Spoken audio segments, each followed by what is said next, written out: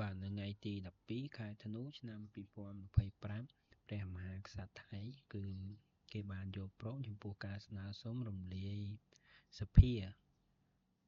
ថៃរបស់លោកនាយករដ្ឋមន្ត្រីអនុทิនច័ន្ទវរៈគុណអញ្ចឹង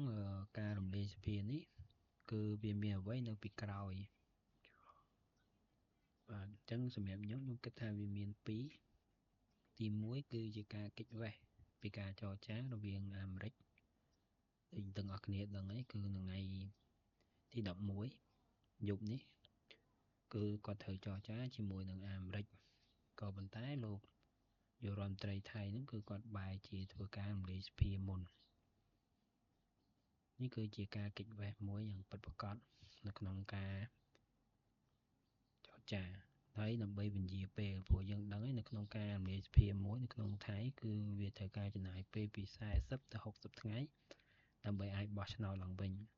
ហើយលំមតែរៀបចំរដ្ឋាភិបាលថ្មីហើយហ្នឹងគឺពី2ទៅ3ខែទៀតបើសិនជាលូនបាទនេះគឺទី1ហើយទី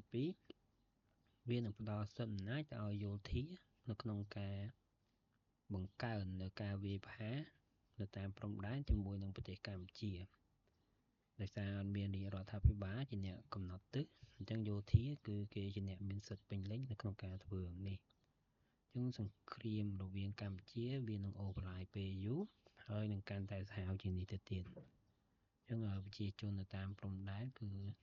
ត្រូវតែមានការប្រុងប្រយ័ត្នឲ្យបានខ្ពស់ជាងមុន